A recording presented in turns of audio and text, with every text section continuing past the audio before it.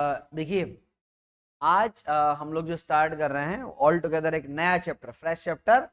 और वो चैप्टर का नाम क्या है? वो चैप्टर का नाम है आपके पास प्रोसेस कॉस्ट अकाउंटिंग मेथड। ठीक है, देखिए ये जो प्रोसेस कॉस्ट अकाउंटिंग मेथड है, ये बेसिकली क्या है, एक कॉस्ट अकाउंटिंग का टेक्निक है और इसको यूज किया जाता है। अब इसको यूज कहाँ किया जाता है, ठीक है, किस तरह के बिजनेस में यूज किया जाता है, ये सब क्या होता है, उसके लिए हम एक छोटा सा एग्जांपल लेते हैं। ठीक है, एक बेसिक एग्जांपल से आप जो घर में काम में लेते हैं, व्हीट फ्लोर यानी कि आटा।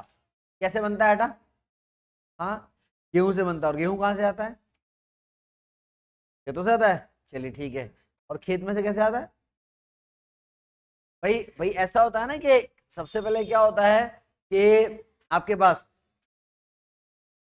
आप एग्रीकल्चर का काम करते हैं, है ना, उसमें प्लांट, एक सीड लगाते हैं, उससे प्लांट होता है, प्लांट से एक आउटकम आता है। ठीक है, और उस आउटकम को बेसिकली आप क्या करते हैं, आप एक मशीन में डालते हैं ना।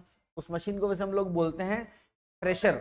थ्रेशर शॉर्ट टेक्स्ट तो बहुत बाद में होता है, थ्रेशर बोलते हैं। थ्रेशर में क्या होता है कि गेहूं के ऊपर का वो जो कवर होता है वो हट जाता है ना, जिसको हम लोग फिर हाँ एनिमल फीडिंग में काम में लेते हैं, तो बोलते हैं शुद्ध हिंदी में भूसा। ठीक है, तो वो अलग हो जाता है और गेहूं अलग हो जाता है। ये तो प्रोसेस वन। फिर उसके बाद आप उस गेहूं को पीसने लगते हो। ठीक है, तो गेहूं को पीसते हैं तो क्या बन जाता है? गेहूं को पीसने से दलिया बन जाता है। ठीक है, और फिर दलिया को पीसते हैं तो क्या बनता है? दलिया खाया तुम लोगों ने? है, ठीक है। कब खाते हैं हम लोग? हाँ, जब हमको बुखार आता है ना तो घर वाले दलिया खिला देते हैं। ठीक है, चलिए, और फिर दलिए को और पीसते हैं तो क्या बन जाएगा? सूजी बन जाएगी। अच्छा, सूजी का क्या खाते हो फिर आप लोग? हलवा। वेरी गुड, सूजी का हलवा खाते हैं बच्चे। फिर सूजी को और पीसते हैं तो क्या बनता है? ये होम साइंस वाले नजर आ रहा है, कैसी है स्टूडेंट हो तो होम साइंस की है क्या? एक जनरल नॉलेज भी तो होना चाहिए ना। भाई आपने क्या करा, आपने एक प्लांट उगाया, प्लांट में से गेहूं निकला, गेहूं को आपने साफ किया थ्रेशर में, तो गेहूं का सीड अलग हो गया और वो वेस्टेज जो एनिमल फीडिंग में काम आता है वो अलग हो गया, जिसको हमने कहा भूसा।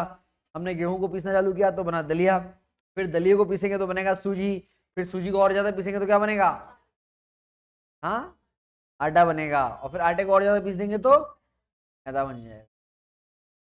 तो आप देखो भाई, मैदा आप सबने नॉर्मली देखा है, वो कितना थिन होता है, बिल्कुल, है ना। तो आप समझिए ये सारा काम जो है, ये सब कुछ किसके एग्जांपल में कोड कर रहे हैं हम लोग? It's all about the process costing account. तो लॉजिक आप समझिएगा। देखिए क्या होता है कि मान लीजिए जब भी आप कोई आउटपुट बना रहे हैं जिसको आप फिनिश गुड्स बोलते हैं, डायरेक्ट फिनिश गुड्स नहीं बनता। मान लो आपको आटे की मिल लगानी है। अच्छा, आपने ये चीज नोटिस करी होगी कि जैसे कोई भी ब्रांड है तो वो इस प्रोसेस के सारी चीजों को बेचता है।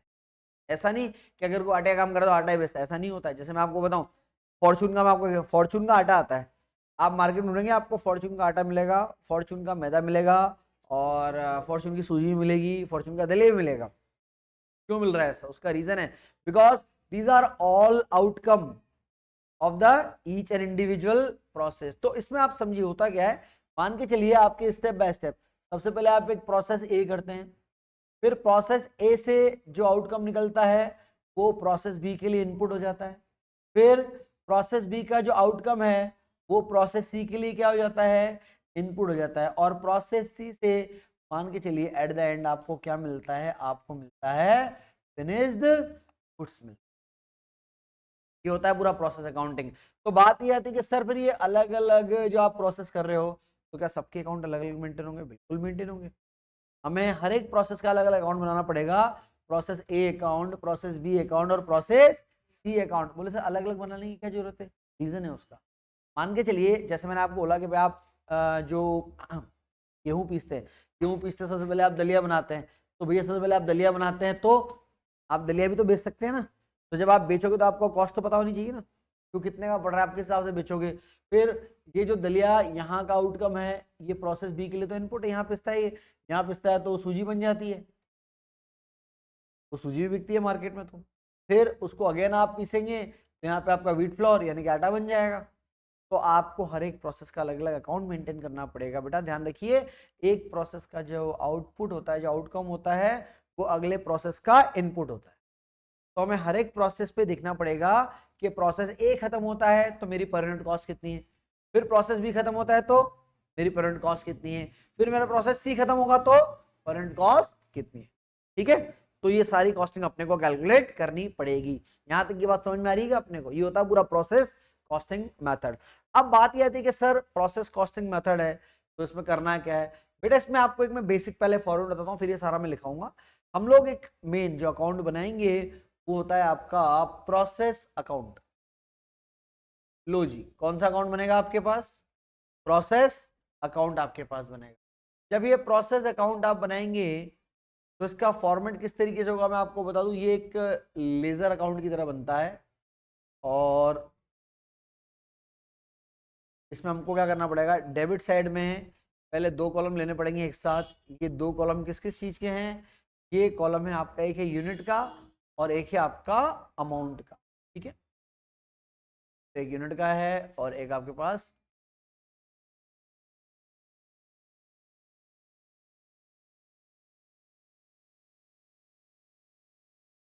तो ये प्रोसेस, इसमें एक तो बनेगा कॉलम किस चीज का? यूनिट, और एक बनेगा फिर आपके पास अमाउंट।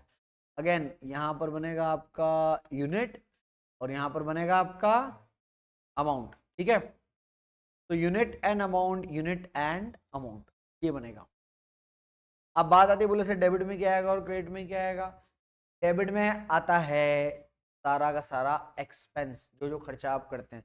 मैंने आपको बताया था आप जब भी कोई गुड्स बनाते हैं ना तो उसकी कॉस्ट आती है, और कॉस्ट में बेसिकली तीन चीजें होती हैं। क्या क्या होता है पता है?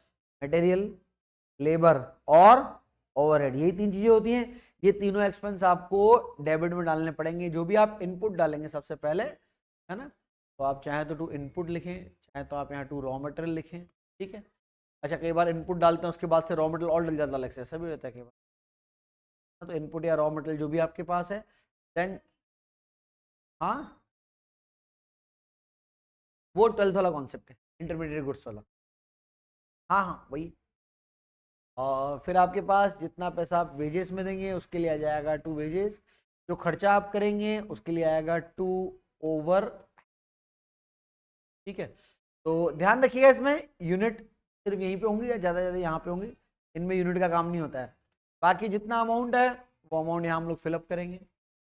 तो नॉर्मली देखिए डेबिट साइड तो लगभग लगभग इतने में हो जाती है। ठीक है,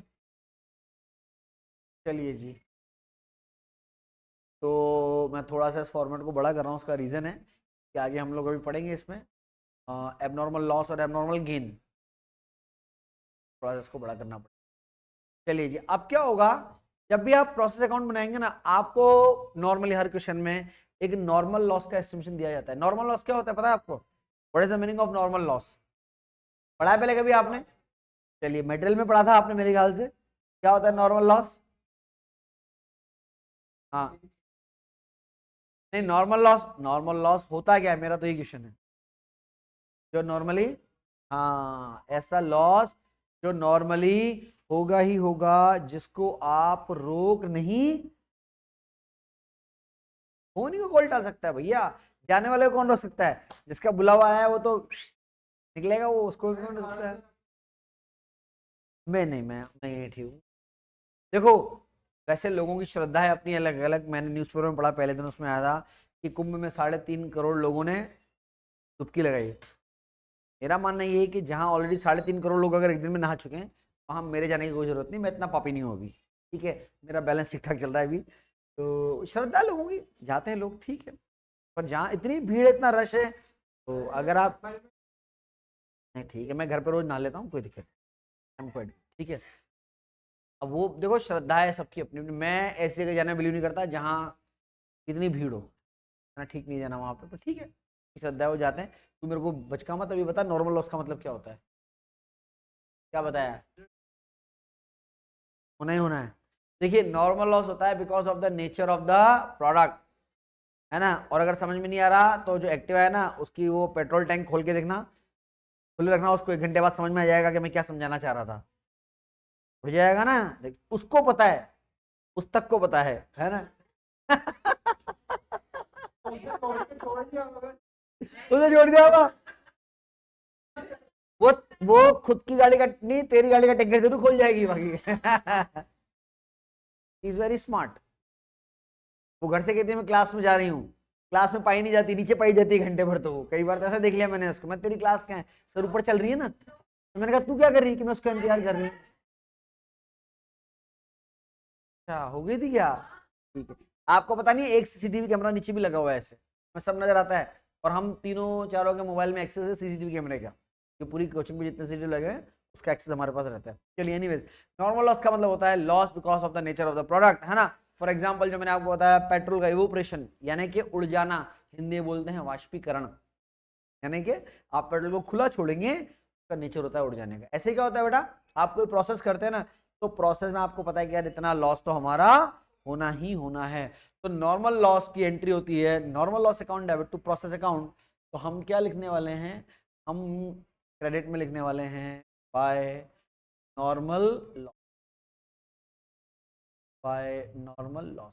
इसकी यूनिट आपको दी जाएंगी, जितनी यूनिट दी जाए वो यूनिट आप लिखिएगा। और इसका अलग से आपको स्क्रैप वैल्यू दिया जाता है, तो जितना स्क्रैप वैल्यू दिया जाए उसको यहाँ पे लिखना है। जैसे आपको फॉर एग्जांपल मानना है कि वो बोल रहा है कि भाई हमारा 100 यूनिट का नॉर्मल लॉस होगा, है ना। और बोले नॉर्मल लॉस का स्क्रैप वैल्यू का रेट 5 रुपए पर यूनिट है, यानी कि 100 यूनिट की रिकवरी से एस्टिमेटेड कितना पैसा मिलेगा आपको। ठीक है, तो नॉर्मल लॉस हम लोग यहाँ लिखते हैं। ठीक है, और क्या क्या लिखते हैं, देखिए प्रोसेस ए, मान के चलिए इस अकाउंट का अगर मैं नाम दे दूं से, इसी को मैंने नाम दे दिया प्रोसेस ए अकाउंट। तो प्रोसेस ए का जो भी आउटकम होगा वो कहाँ जाएगा, वो जाएगा अगली प्रोसेस में, और अगली प्रोसेस का नाम बाय प्रोसेस बी। ठीक है, लेकिन बात को जरा ध्यान से समझिएगा आप लोग। मान लीजिए कि आपने इनपुट लगाया 500 यूनिट का, कितनी यूनिट का, 500 यूनिट का, है ना। मैं आपको नीचे वर्किंग नोट में कुछ समझाने की कोशिश करता हूं। देखो क्या होता है बेटा, एक तो होता है आपका एस्टिमेटेड प्रोडक्शन। एस्टिमेटेड प्रोडक्शन कैसे निकलता है, इसको निकालने का तरीका होता है input of unit minus normal loss, minus normal loss. तो input in units minus normal loss in unit. मान के चलिए जैसे मैंने अभी उधर लिखा है कि आपने इनपुट करा है 500 यूनिट का, और मैं आपको बोल रहा हूँ कि नॉर्मली हमारा प्रोसेस का जो लॉस होता है वो,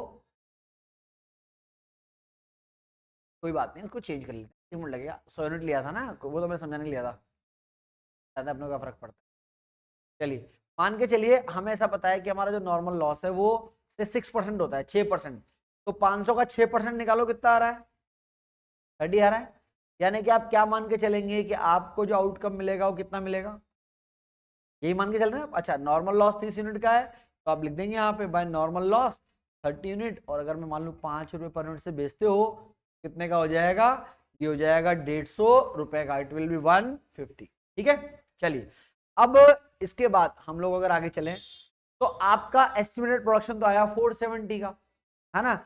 आपको कंपेयर करना पड़ेगा किससे, आपको कंपेयर करना पड़ेगा एक्चुअल आउटपुट से। ठीक है, अब जब आप एक्चुअल आउटपुट से कंपेयर करेंगे, तो देखिए एक्चुअल आउटपुट हो सकता है आपका कम भी हो और ज़्यादा भी, दोनों हो सकता है। एक्चुअल आउटपुट मान लो एक्चुअल आउटपुट हो 460 यूनिट का, या मान लो एक्चुअल आउटपुट हो 478 यूनिट का, कुछ भी हो सकता है। 460 का मीनिंग तो क्या हो गया, 460 का मीनिंग तो ये हो गया ना कि हमारा एस्टिमेटेड प्रोडक्शन ज़्यादा है और एक्चुअल कम है। अगर ऐसा हो जाए कि एस्टिमेटेड प्रोडक्शन ज़्यादा था, कितना था 470, लेकिन एक्चुअल में कम मिल रहा है, कितना डिफरेंस है, ये जो 10 यूनिट हैं, ये 10 यूनिट आपकी मानी जाएगी, क्या मानी जाएगी, एबनॉर्मल लॉस माना जाएगा। बोले सर क्या मतलब है, मीनिंग समझना। हमने 500 का इनपुट लगाया, हमारे को उम्मीद थी 30 यूनिट का लॉस होगा, हमें कितना मिलना चाहिए था, 470 मिलना चाहिए था ना यार, लेकिन हमें एक्चुअल में मिला कितना, 460, 460 मिला। इसका मतलब हमारा लॉस 40 यूनिट का हुआ है। तो 30 यूनिट का तो नॉर्मली होना था, लेकिन 10 यूनिट का एक्स्ट्रा लॉस हुआ, वो क्या है आपके लिए एबनॉर्मल। लेकिन अगर ये वाली कंडीशन आ जाए, अरे भाई ये कंडीशन कौन सी है कि आपका एस्टिमेटेड प्रोडक्शन जो है वो कम है, जबकि आपका एक्चुअल प्रोडक्शन ज्यादा है। आपने एस्टिमेशन लगाया था 470 का, एक्चुअल प्रोडक्शन आया कितना 478, ये तो ज्यादा आ गया प्रोडक्शन, आ गया ना ज्यादा, आप जितना सोच रहे थे उससे ज्यादा है। अगर ऐसा है तो उसको हम लोग बोलते हैं abnormal loss, sorry abnormal gain, abnormal gain या एबनॉर्मल इफेक्टिव्स कहा जाता है कॉस्टिंग की लैंग्वेज में। एबनॉर्मल इफेक्टिव्स बोले या आप चाहें तो उसको क्या बोल सकते हैं, एबनॉर्मल गेन बोल। समझ में आ गई बात? तो हमने क्या बोला दोबारा देख लें, हम लोग निकालते हैं। अच्छा, और ये आपको प्रोसेस के हर क्वेश्चन में करना पड़ेगा। मैं इसमें आपको अनसोल्ड नंबर 6 कराऊंगा, बेस्ट क्वेश्चन है ना। 1 से 8 तक में सबसे बढ़िया क्वेश्चन एक ही क्वेश्चन है, अनसोल्ड 6। अगर आएगा तो आएगा, वरना आएगा ही नहीं एग्जाम में वाला क्वेश्चन। ठीक है, बेट नहीं लगा रहा क्योंकि और कोई क्वेश्चन बनता ही नहीं वहां ढंग का। अभी करवा नहीं रहा हूं, तुम बुक क्यों बोल रहे हो, मैं तो बोल रहा हूँ तुम जाओ तो इंपॉर्टेंट लगा लो, क्वेश्चन नंबर 6 है वहां पे। ठीक है, इसको समझ लो ना पर पहले। हाँ, मैंने ही बनाया, मैं ही सब करता धरता, मैं ही हूँ, सारा कल्प्रिट मैं ही हूँ। चलो, एस्टिमेटेड प्रोडक्शन कैसे निकालते हैं, इनपुट माइनस नॉर्मल लॉस। तो हम लोग पहले एस्टिमेटेड प्रोडक्शन निकालते हैं, उसका कंपैरिजन किससे करेंगे, एक्चुअल से करेंगे।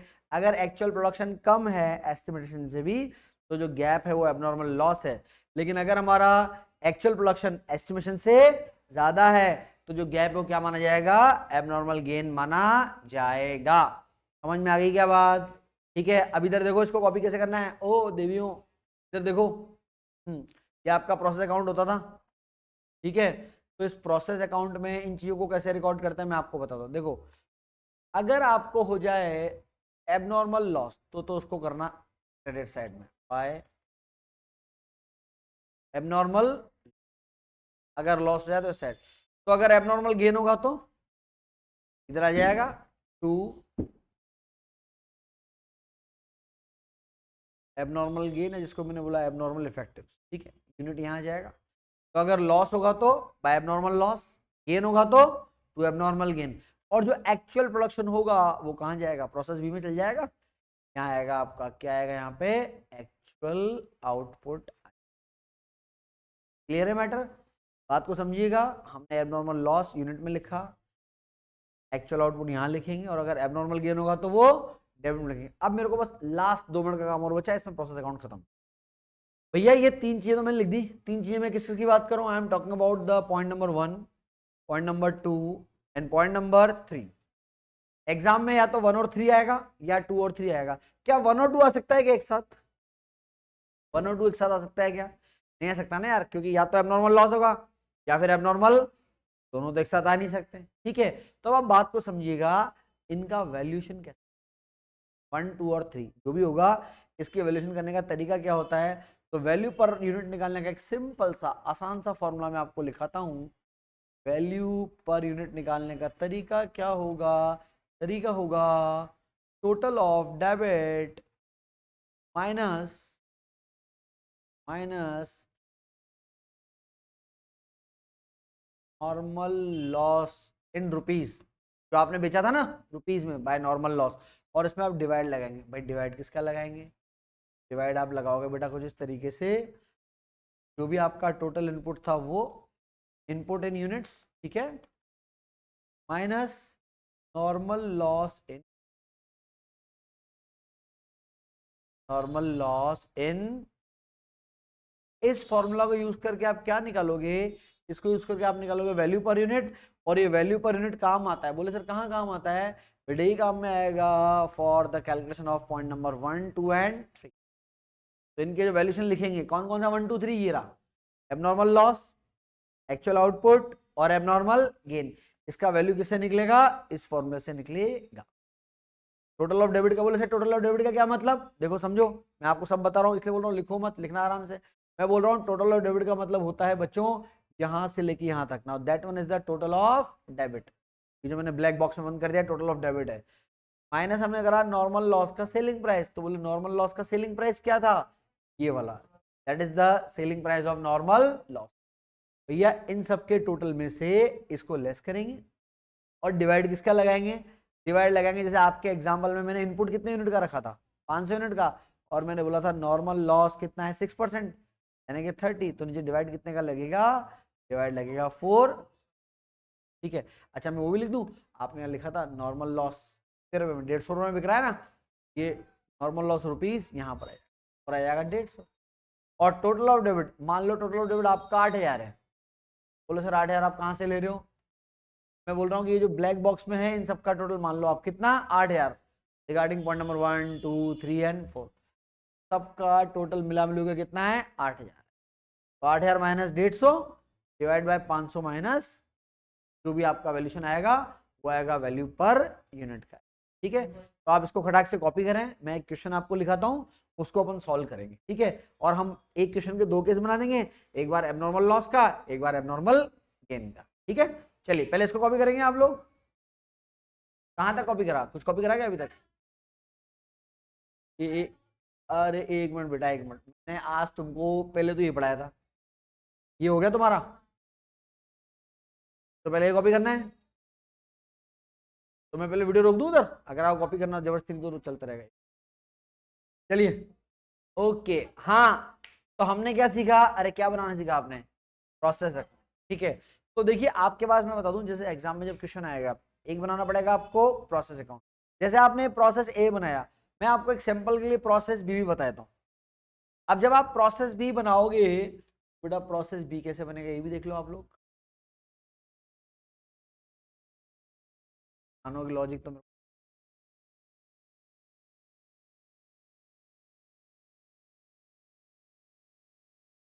देखो जी, जो लोग ऑनलाइन वीडियो देखेंगे उनको कई बार पता नहीं लगेगा सर क्या बोल रहे हैं, ये तुम लोग जहाँ बैठे तुमको सब पता है। चलो प्रोसेस के लिए एक कॉलम यूनिट का, एक कॉलम अमाउंट का, देन अगेन एक कॉलम आपका यूनिट का और एक कॉलम आपका अमाउंट का। ठीक है बेटा, चलिए जी, तो ये मान के चलिए बन गया आपका प्रोसेस। और कौन सा प्रोसेस, प्रोसेस बी अकाउंट। अच्छा again unit, amount, then again unit and then amount.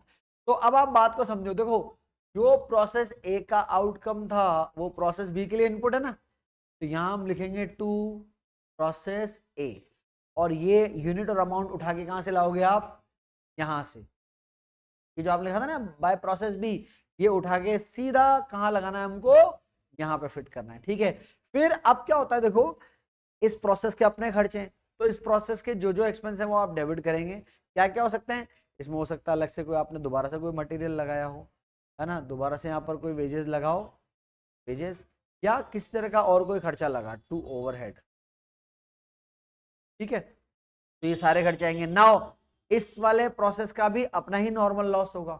जब इसका मान के चलो ये आपका फॉर एग्जांपल आउटपुट आया वहां से 470 यूनिट का आया, और वैल्यू मान लेते हैं 9400 रुपए, ये वहां से आया। अब आपके पास लिखा हुआ है कि इस प्रोसेस बी में भी 10% का नॉर्मल लॉस होता है, तो प्रोसेस बी में भी 10% का लॉस होता है, तो प्रोसेस बी का तो इनपुट ही कितना था 470 का था ना, तो इसका 10% तो हम लिखेंगे यहाँ पे बाय नॉर्मल लॉस, 10% लेंगे तो कितना हो जाएगा 47 हो जाएगा। और इसका जो भी स्क्रैप का रेट दिया होगा उस, जैसे मान लो यहाँ बोले कि यहाँ पर तो स्क्रैप भी जो है 10 रुपये किलो बिकती है, तो 10 रुपये किलो बिकती है, तो ये लो 43 किलो माल कितने बिक जाएगा 470 में। नाउ जो ड्रामेबाजी आपने वहां करी वो यहाँ भी करनी पड़ेगी, कौन कौन सी, अगर एबनॉर्मल लॉस आएगा तो यहाँ आ जाएगा बाय नॉर्मल लॉस, अगर कोई एबनॉर्मल लॉस है तो यहाँ आ जाएगा। यहाँ का जो भी आउटकम है वो अगली प्रोसेस में जाएगा, तो हम क्या लिखेंगे बाय प्रोसेस सी। ठीक है, लेकिन अगर एबनॉर्मल लॉस नहीं होगा तो एबनॉर्मल गेन हो सकता है। एबनॉर्मल गेन को आप कहाँ लिखोगे, एबनॉर्मल गेन को आप लिखोगे यहाँ पे आपका 2 की, बस पेज भी खत्म हो गया ये, एबनॉर्मल गेन या एबनॉर्मल इफेक्टिव आप बोल सकते हैं यहाँ यूनिट। ठीक है, तो ये आपका बनेगा कौन सा account, that will be process B account. क्या कर देता हूँ, चलो जी, तो ये बनेगा, नहीं नहीं नहीं देखो ऐसा कुछ नहीं है, हो सकता है पहली प्रोसेस में लॉस 5% हो या 3% हो, ये भी हो सकता है पहली में 5 हो यहाँ 10 हो, बिल्कुल हो सकता है ना, ऐसा कोई कनेक्शन नहीं है। हाँ हर एक प्रोसेस में जो भी नॉर्मल लॉस होगा ना बेटा वो आपको गिवन होगा कि भाई इस प्रोसेस में ये नॉर्मल लॉस होता है, ठीक है, और वो इस रेट पे बिक जाता है। फाइन, चलिए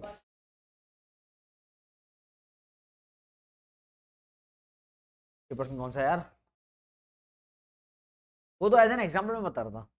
ठीक है, अभी हम लोग कल अगली क्लास में पढ़ेंगे ना, तो इसका बढ़िया सा वो क्वेश्चन नंबर 6 में बता रहा हूँ वो कराऊंगा, उसमें मैं आपको सारे प्रोसेस अकाउंट बना के बताऊंगा, तो कल ये पूरा क्लियर हो जाएगा आपका। आज का जो भी आपने पढ़ा अगर कच्चा पक्का भी आया तो कोई दिक्कत नहीं है, अगली क्लास में पूरा क्लियर हो जाएगा ये। ठीक है बेटा।